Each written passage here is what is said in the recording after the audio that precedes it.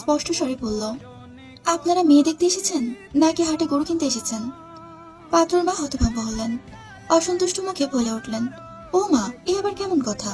মেয়ে দেখতে এসে মেয়ের পা দেখতে যাওয়া কি অপরাধ নাকি? জি না, ঠিক অপরাধ নয়, মূর্খতা। কারণ আমি কোরবানির হাটে তোলা কোনো প্রজাতির গবাদি পশু নই, যে সবসময় নিখুঁত, আকর্ষণীয়, গায়ের রঙওয়ালা, মাংস বেশি হৃষ্টপুষ্ট দেখে কিনে নিয়ে যাবেন। স্পষ্ট ঝরঝরে শুদ্ধ ভাষা অন্তর্মুখে, কিন্তু ভাষা কর্কশ। পাত্রর ফুপু মুখ কেমন করলেন। কোন দেশি কথা যে মেয়েকে ভালোভাবে দেখা যাবে না? নাকি কোনো দোষ আছে? তাছাড়া কোনো মেয়ে আছে যে পাত্রপক্ষের মুখের ওপর ওরকম বদমাইশের মতো কথা বলে? আশ্চর্য মেয়ে তো দেখছি। দেখতে আসছি তো দেখবো না? জি নিশ্চয়ই দেখবেন। দোষ থাকা চলবে না। দরকার পড়লে মেয়ের দেহের প্রতিটা কোষ পর্যবেক্ষণ করা, মেশিন এনে দেখবেন। পরনের সালোয়ার ঠ্যাঙে তুলে তারপর মেয়ের ঠ্যাং দেখবেন ফর্সা কিনা। রাইট? ওনারা মুখ বিকৃত করে বসে আছেন। অন্তু আলতো হাসলো। দুঃখিত চাচিমা, এটাকে আপনারা মেয়ে দেখা বললেও আমি ছোট লোকই বলছি।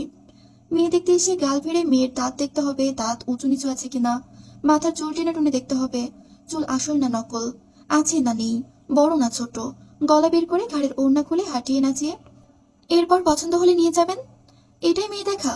অথচ বলুন তো, আমি যা যা বললাম তা শুনতে এমন লাগলো না যে কোনো গৃহপালিত পশুর বর্ণনা দেওয়া হয়েছে?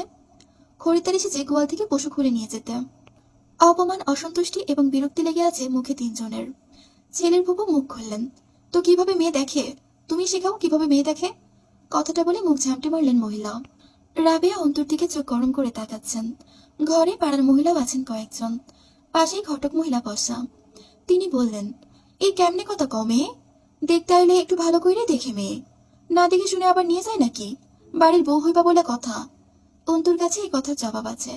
দেখে শুনে নিয়ে যাওয়াটা দোষের নয়, তবে দেখার মধ্যে মার্জিত এবং শালীনতার ব্যাপার তো আছে। মহিলাগুলো রীতিমতো তাকে অসম্মানমূলক ভাবে মেয়ে দেখার নামে এক প্রকার অপমান করছেন।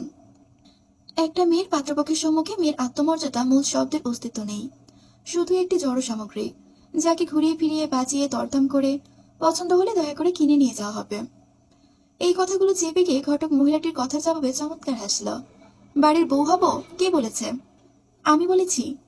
আমি এখনো অন্যের মেয়ে, আর অন্যের মেয়েকে বাজারের পণ্যের মতো ঘুরিয়ে ফিরিয়ে দেখা, দরদামের কথায় আসা যদি বিয়ের উদ্দেশ্যে মেয়ে দেখা হয়, তাহলে বিয়ে বোধহয় আমার জন্য না। আর আমার ধারণা আপনাদেরকে আমাকে দেখে শুনে পছন্দ হলে যৌতুকের কথাও তুলবেন।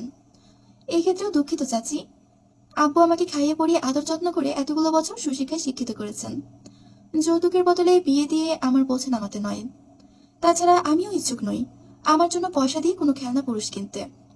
পাত্রর মা অন্তর মায়ের দিকে তাকিয়ে এবার কড়া সরে তাচ্ছিল্য করে মুখ বিকৃত করলেন। আপা, সে আপনি মেয়েকে যতই শিক্ষিত করেন, আদর্শ শিখাইতে পারেন নাই। এরকম মেয়ে